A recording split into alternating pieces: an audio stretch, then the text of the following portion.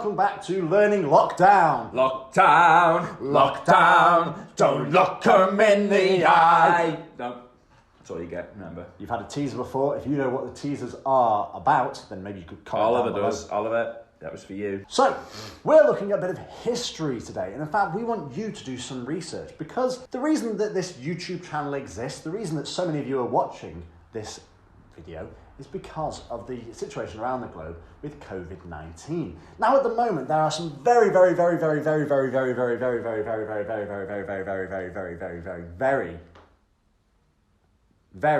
clever people who are working on something called a vaccine. Now, what is a vaccine? Well, If you want to come back, it's alright, it's alright, it's alright. If you want to come back to me. That's the vaccines. a vaccine is a very clever type of medicine, if you like, okay? And basically, and lots of you will have had these vaccines when you were kids. I took my son to get a new vaccine, and it was horrible because I had to hold him and he was screaming his head off. But why would I let my son get stabbed with a needle like that? Well, it's very important because basically a vaccine gives your body a tiny, harmless amount of a virus or a bacteria, something that could normally make you ill. And it is injected into your body, and then your body does something incredibly clever. Your body spots that isn't from your body normally. It identifies it straight away, and it starts fighting against it. And it actually makes these things called antibodies, which fight against this infection. And not only that, does it get rid of the tiny little amount that the vaccine gave you, but then your body is now immune, which means it's protected, it's ready in case that virus or bacteria ever comes back, which it could do, okay? Because they can happen in a bunch of viruses can come back at any time. But if you've had a vaccine against that virus, your body is now ready. And if it ever comes back, your body's like, whoa, there's the virus, whoa, get out of here.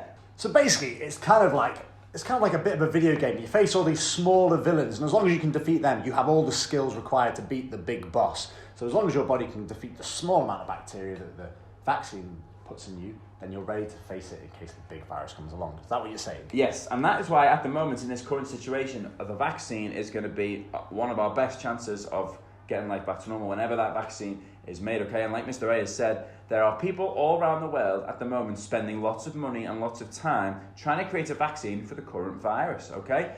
That will be a huge moment in this whenever that comes, okay? It'll be a really, really big moment, and the whole world will be grateful to whoever comes up with this vaccine. But actually, the whole world needs to be grateful to somebody else. Yes. There was a man called Edward Jenner. Now, he is known as the first man to really invent a vaccine for something called smallpox.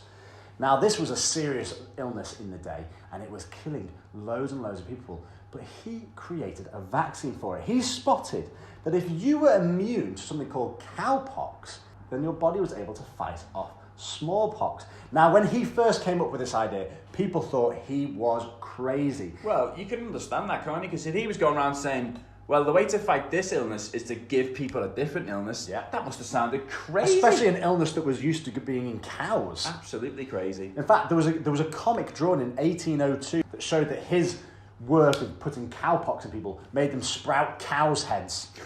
It didn't actually happen. What it actually Not very amusing. Very good. But it was very amusing. Oh, I'll go.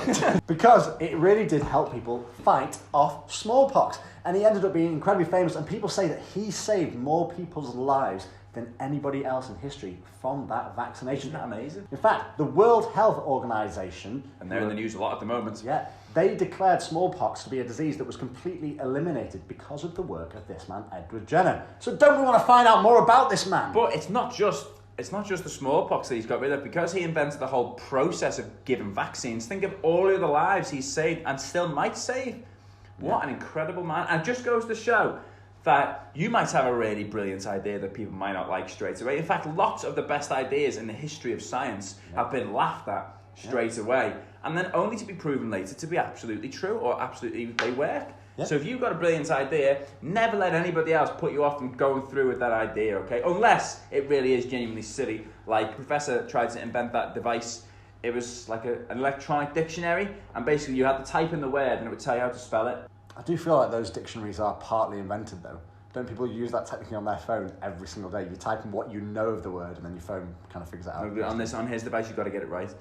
Otherwise it doesn't recognise it. Yeah, there's been a lot of silly ideas throughout the generation, like the guy who came up with DNA, although he never meant to call it DNA. It's just when he revealed it, he said, "Here it is, da-na!" And everyone thought he'd called it DNA. What we would like you to do today is we want you to go away and create a fact file about Mr. Jenner. Now, you can do this in a whole host of ways. You could come up with a document that you could send us in a photo.